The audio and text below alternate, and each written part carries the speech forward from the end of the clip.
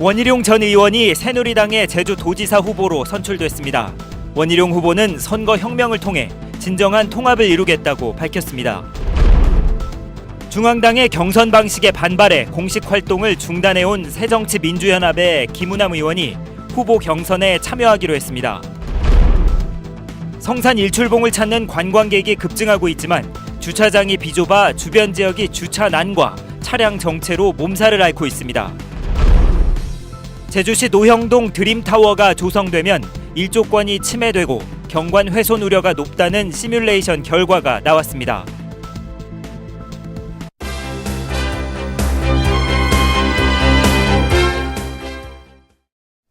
여러분 안녕하십니까? 뉴스데스크 제주입니다.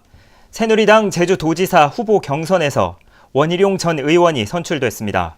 전국에서 처음으로 광역단체장 후보에 선출된 원희룡 후보는 선거 혁명을 통해 진정한 통합을 이루겠다고 밝혔습니다. 조인호 기자입니다. 6.4 지방선거 제주도지사 후보로 원희룡 후보가 선출되었음을 선포합니다. 새누리당 경선의 최종 승자는 역시 100% 여론조사 방식을 관철시켰던 원희룡 후보였습니다.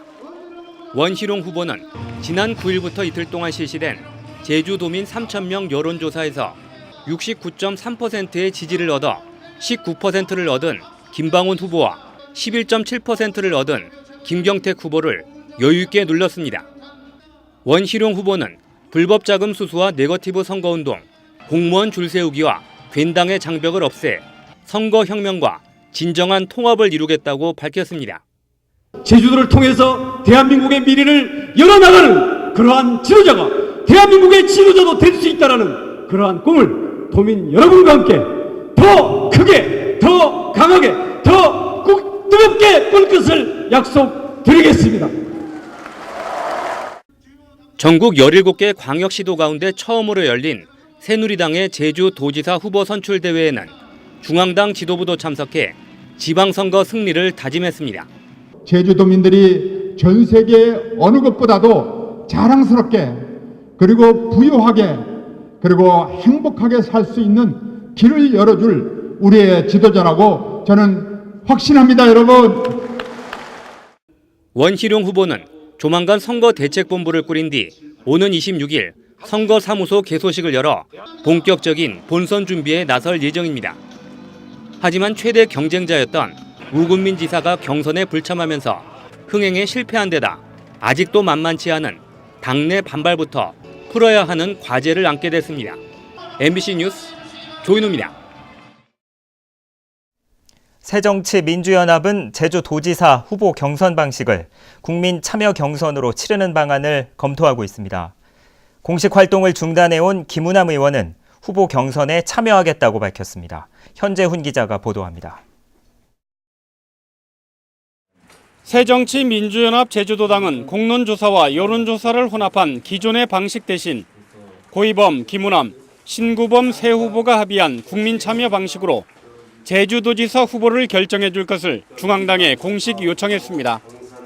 새정치민주연합은 가장 경쟁력이 높은 후보를 선출하기 위해 새 후보들이 합의한 경선안을 놓고 최고위원회의에서 논의할 방침입니다. 제주도당과 후보자들이 합의를 해서 안을 만들어 오면은 검토하겠다는 것이 공식 입장입니다. 국민참여 경선을 주장하며 공식 활동을 중단해온 김우남 의원은 도지사 후보 경선에 참여하겠다고 밝혔습니다. 경선 과정부터 도민 참여를 극대화해서 정당 지지율을 높이고 후보의 본선 경쟁력까지 강화하는 방안은 현실적으로 국민 참여 경선밖에 없다고 말했습니다. 이것이 가장 확실한 카드라고 생각하고 있습니다. 심지어 더 구체적으로 말씀드리면 순회 경선까지를 좀 포함하죠.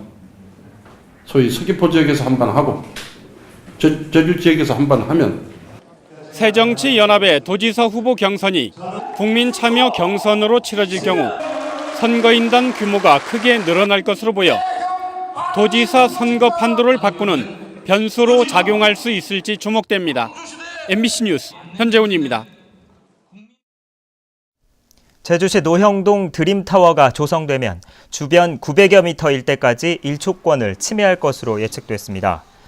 제주대 김태일 교수가 218m 높이의 드림타워 2개 동이 완공된 것을 가정해 시뮬레이션한 결과 건물 반경 최대 900여 미터까지 그림자가 드리워져 천여 가구의 주택과 상가는 일조권을 침해당할 것으로 예상했습니다.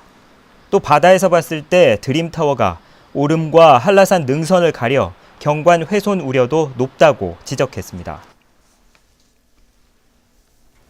세계 자연유산이자 지질공원인 성산 일출봉을 찾는 관광객이 급증하고 있습니다.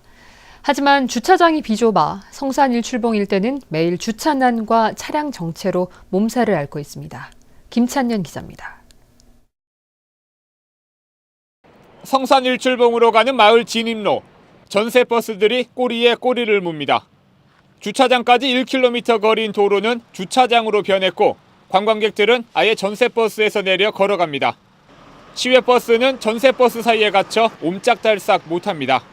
마을 주민들도 전세버스와 렌터카가 몰릴 때면 운전할 엄두가 나지 않습니다. 아침에 나가서 일해야 되고 집이 왔다 갔다 하는데 바로 100m 사이 내 집을 두고 들어가는 것도 들어가지 못한 그런 실정이거든요.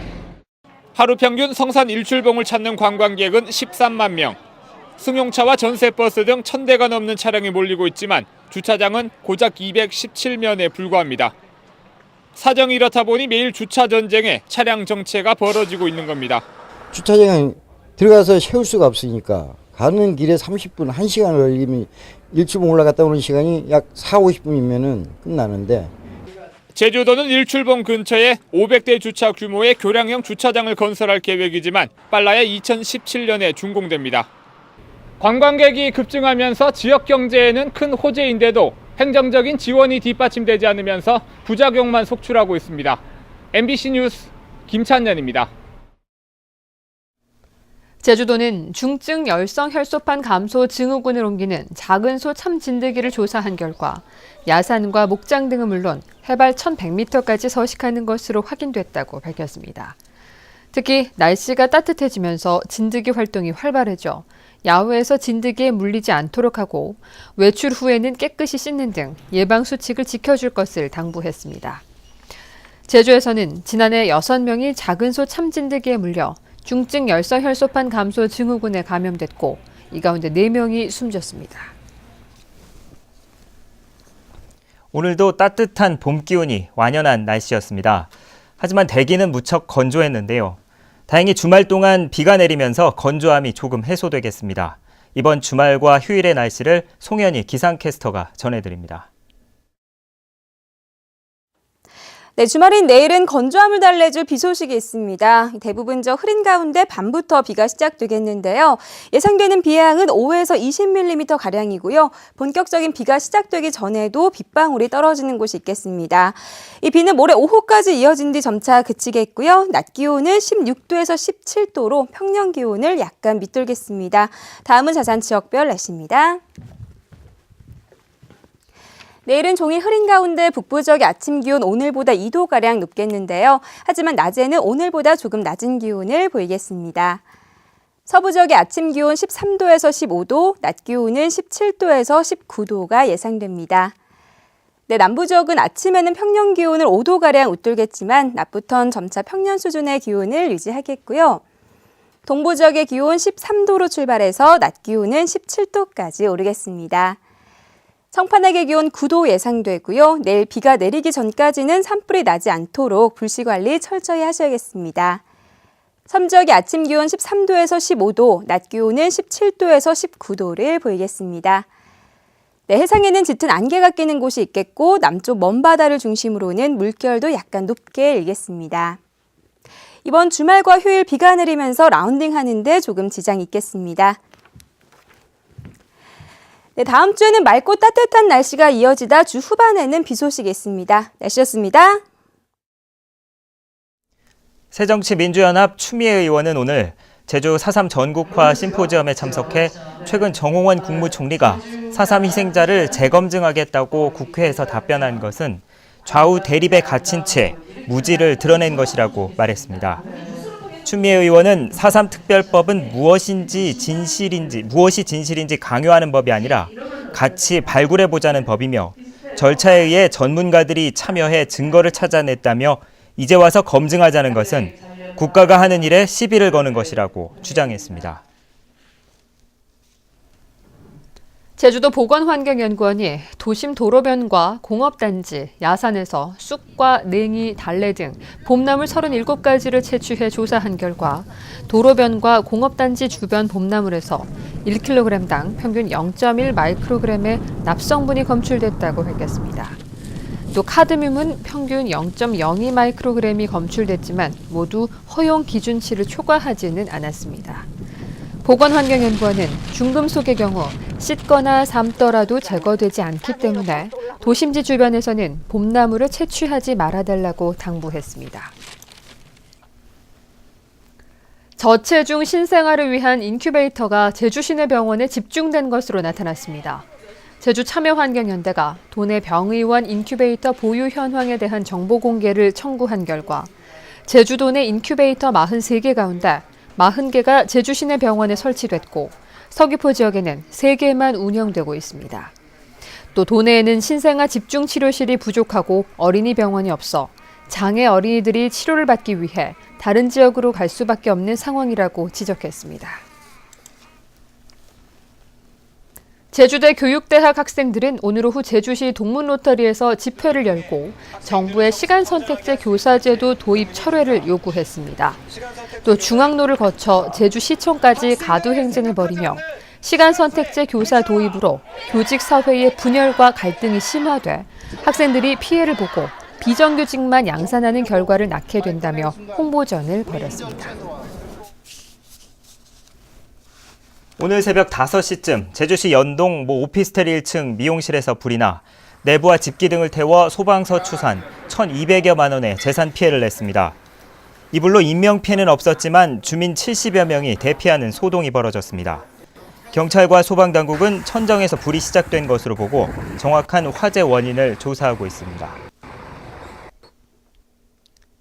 조류 인플루엔자의 영향으로 오리와 닭 사육 두수가 줄었습니다. 통계청이 발표한 올해 1분기 가축 동향 조사에 따르면 제주도 내 오리 사육 두수는 5,500마리로 전분기보다 80% 넘게 줄었고 닭은 119만 8천여 마리로 17% 감소했습니다. 가금류 사육 감소는 조류 인플루엔자 발생에 따른 입식 지연 때문으로 분석되고 있습니다. 제주지방법원 제1형사부는 유령 회사를 차려 취업 지원금을 가로챈 혐의로 구속 기소돼 1심에서 징역 3년을 선고받은 42살 현모 씨의 항소를 기각했습니다. 뉴스데스크 제주였습니다. 여러분 고맙습니다.